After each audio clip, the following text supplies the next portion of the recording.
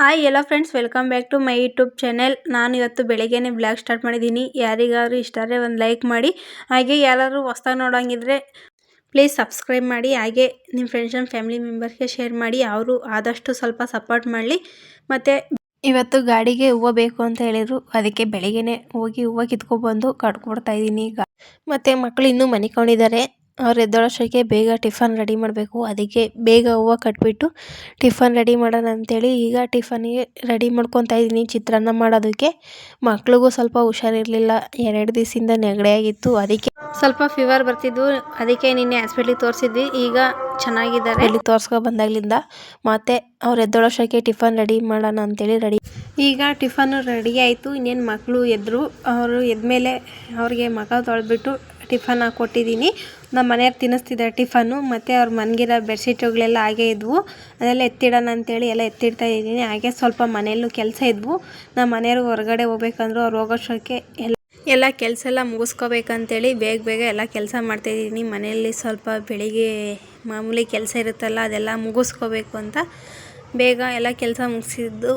ಮತ್ತು ಈಗ ನಮ್ಮ ಮನೆಯವರು ಅವರು ಸ್ನಾನ ಮಾಡ್ಕೊಂಡು ಟಿಫನ್ ತಿಂದ್ಕೊಂಡು ಅವರು ಹೊರಡ್ತಿದ್ದಾರೆ.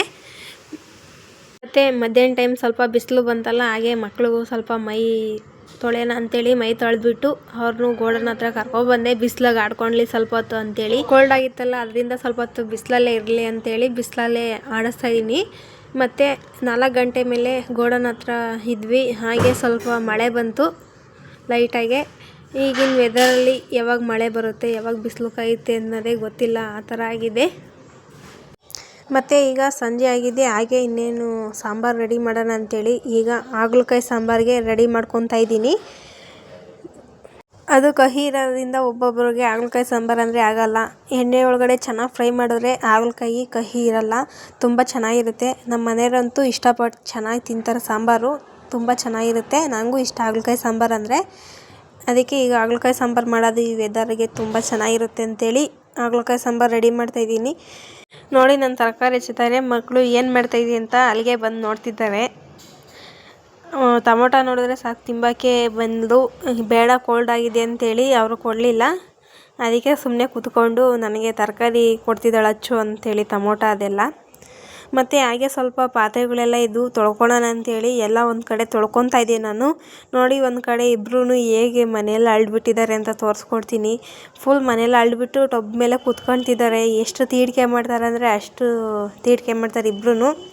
ಆದರೆ ಇಬ್ಬರು ಚೆನ್ನಾಗಿ ಆಡ್ಕೊತಾರೆ.